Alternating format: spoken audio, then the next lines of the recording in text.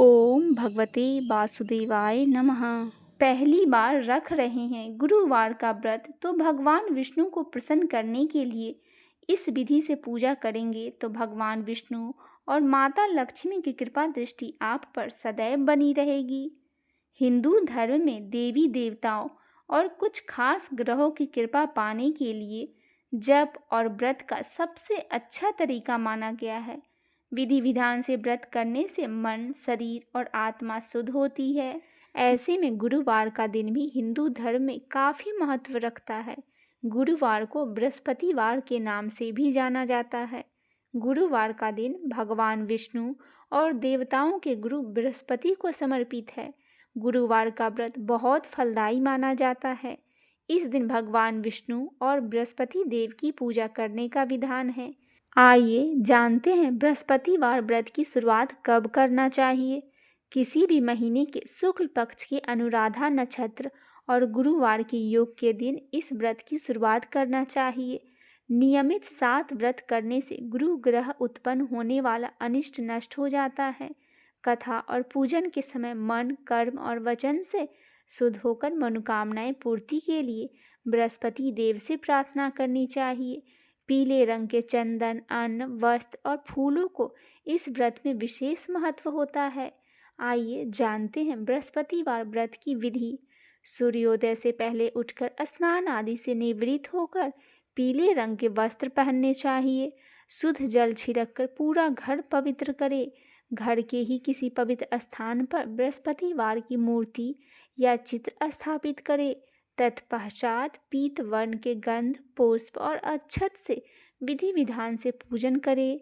इसके बाद मंत्रों का जाप करें। धर्म, शास्त्र, अर्थ और ज्ञान के दर्शन के ज्ञाता, हे देवताओं के आचार्य, हे अचिंत्य, हे नाना प्रकार के दुखों को दूर करने वाले, मैं आपको नमस्कार करती हूँ।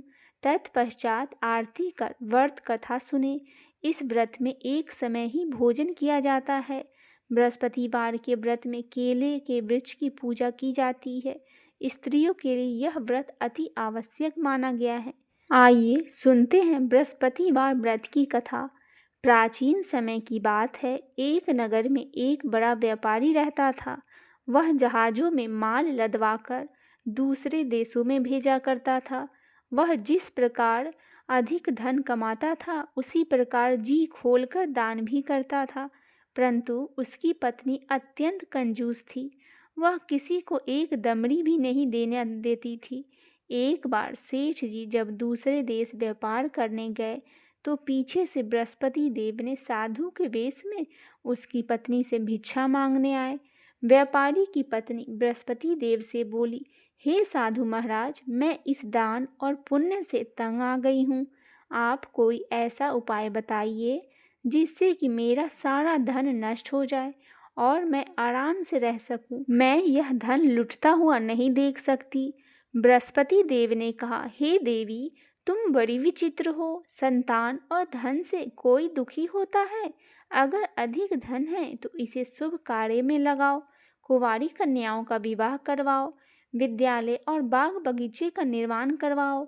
ऐसे पुण्य कार्य करने से तुम्हारा लोक और परलोक सार्थक हो सकता है। परंतु साधु की इन बातों से व्यापारी की पत्नी को खुशी नहीं हुई। उसने कहा, मुझे ऐसे धन की आवश्यकता नहीं है जिसे मैं दान दूं। तब बृहस्पति देव बोले, यदि तुम्हारी ऐसी ही इच्छा है तो तुम एक उपाय करना। 7 बृहस्पतिवार घर को गोबर से लीपना। अपने केशों को पीली मिट्टी से धोना। केशों को धोते समय स्नान करना। व्यापारी से हजामत बनाने को कहना। भोजन में मांस मदिरा खाना। कपड़े अपने घर पर धोना। ऐसा करने से तुम्हारा सारा धन नष्ट हो जाएगा। इतना कहकर बृहस्पति देव अंतर्ध्यान हो गए। व्यापारी की पत्नी ने बृहस्पति देव के कहे अनुसार 7 बृहस्पतिवार वैसा ही करने का निश्चय किया। केवल 3 बृहस्पतिवार बीते थे कि उसकी समस्त धन संपत्ति नष्ट हो गई और वह परलोक सिधार गई। जब व्यापारी वापस आया तो देखा कि उसका सब कुछ नष्ट हो चुका है। उस व्यापारी ने अपनी पुत्री को संतावना दी और दूसरे नगर में जाकर बस गया। वह वहाँ जंगल में लकड़ी काट कर लाता और शहर में बेचता। इस तरह वह अपना जीवन व्यतीत करने लगा। एक दिन उसकी पुत्री ने दही खाने की इच्छा प्रकट की, लेकिन व्यापारी के पास दही खरीदने के पैसे नहीं थे। वह अपनी पुत्री को आश्वासन देकर जंगल में लकड़ी काटने चला गया। वहाँ एक वृक्ष के नीचे बैठ अपने पूर्व दशा पर विचार करके रोने लगा। उस दिन बृहस्पतिवार था। तभी वहाँ बृहस्पति देव साधु के रूप में सेठ के पास आए और बोले, हे मनुष्य, तू इस जंगल में किस चिंता में बैठा है? तब व्यापारी बोला, हे महाराज, आप सब कुछ जानते हैं। इतना कहकर व्यापारी अपनी कहानी सुनाकर रो पड़ा। बृहस्पति देव बोले, देखो बेटा, तुम्हारी पत्नी ने बृहस्पति देव का अपमान किया था, इसी कारण तुम्हारा यह हाल हुआ है। लेकिन अब तुम किसी प्रकार का चिंता मत करो। तुम गुरुवार के दिन बृहस्पति देव का पाठ करो।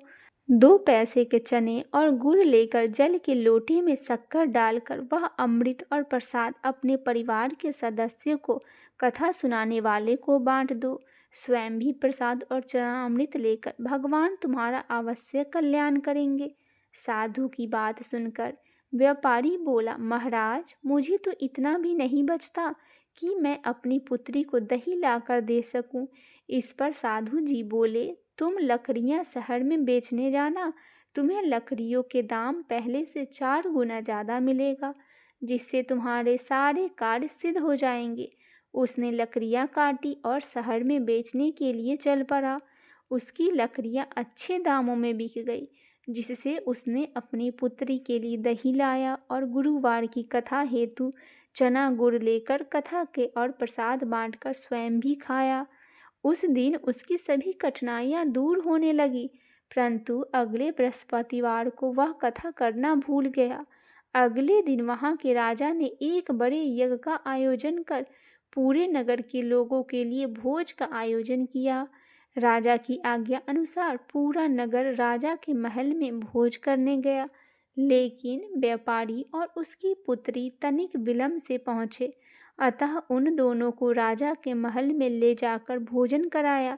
जब वो दोनों लौट कर आए, तब रानी ने देखा कि उसकी खूंटी पर टंगी हार गायब है। रानी को व्यापारी और उसकी पुत्री पर संदेह हुआ। उसका हार उन दोनों ने ही चुराया है। राजा की आज्ञा से उन दोनों को कारावास की कोठरी में कैद कर दिया गया। कैद में पड़कर दोनों अत्यंत दुखी हुए। वहाँ उन्होंने बृहस्पति देवता का स्मरण किया। बृहस्पति देव ने प्रकट होकर व्यापारी को उसकी भूल का आभास कराया और उन्हें सलाह दी कि गुरुवार के दिन कैद खाने के दरवाजे पर तुम्हें 2 पैसे मिलेंगे। उनसे तुम चने और मुनक्का मंगवाकर विधि पूर्वक बृहस्पति देवता का पूजन करना। तुम्हारे सब दुख दूर हो जाएंगे। बृहस्पतिवार को कैद खाने के द्वार पर उन्हें 2 पैसे मिले। बाहर सड़क पर एक स्त्री जा रही थी। व्यापारी ने उसे बुलाकर गुड़ और चने लाने को कहा। इस पर वह स्त्री बोली, मैं अपनी बहू के लिए गहने लेने जा रही हूँ, मेरे पास समय नहीं है। इतना कहकर चली गई। थोड़ी देर बाद वहाँ से एक और स्त्री निकली। व्यापारी ने उसे बुलाकर कहा कि हे बहन, मुझे बृहस्पतिवार की कथा करनी है, तुम मुझे 2 पैसे का गुड़ चना ला दो। बृहस्पति देव का नाम सुनकर वह स्त्री बोली, भाई, मैं तुम्हें अभी गुड़ चना लाकर देती हूँ। मेरा इकलौता पुत्र मर गया है, मैं उसके लिए कफन लेने जा रही थी, लेकिन मैं पहले तुम्हारा काम करूँगी, उसके बाद अपने पुत्र के लिए कफन लाऊंगी। वह स्त्री बाजार में व्यापारी के लिए गुड़ और चना ले आई और स्वयं भी बृहस्पति देव की कथा सुनी। कथा के समाप्त होने पर वह स्त्री कफन लेकर अपने घर गई। घर पर लोग उसके पुत्र की लाश को राम नाम सत्य है कहते हुए शमशान ले जाने की तैयारी कर रहे थे। स्त्री बोली, मुझे अपने लड़के का मुख देख लेने दो। अपने पुत्र का मुख देखकर उस स्त्री ने उसके मुख में प्रसाद और चना अमृत डाल दिया। प्रसाद और चना अमृत के प्रभाव से वह पुनः जीवित हो गया। पहली स्त्री जिसने बृहस्पति देव का निरादर किया था, वह जब अपने पुत्र के विवाह हेतु पुत्र वधू के लिए गहने लेकर लौटी और जैसे ही उसका पुत्र घोड़ी पर बैठकर निकला, वैसे ही घोड़ी ने ऐसी उछाल मारी कि वह घोड़ी से गिरकर मर गया। यह देखकर स्त्री रो रो कर बृहस्पति देव से क्षमा याचना करने लगी।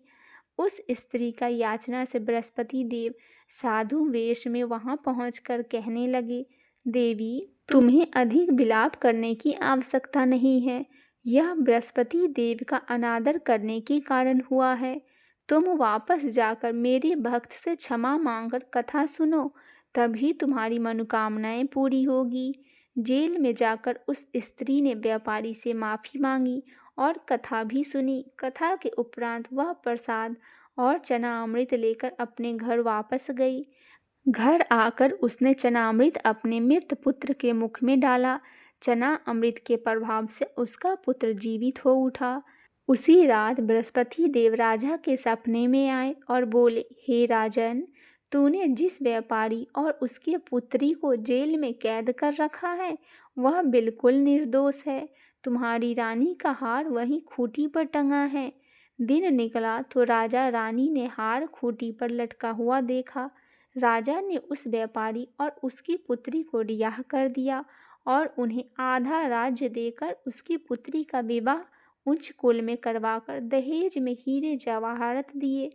इस प्रकार बृहस्पतिवार व्रत की कथा संपन्न हुई। आशा करती हूँ मेरी ये छोटी सी प्रस्तुति आपको पसंद आई होगी। पसंद आए तो चैनल को सब्सक्राइब, वीडियो को लाइक और शेयर अवश्य करें और कमेंट में बृहस्पति भगवान की जय हो अवश्य लिखें।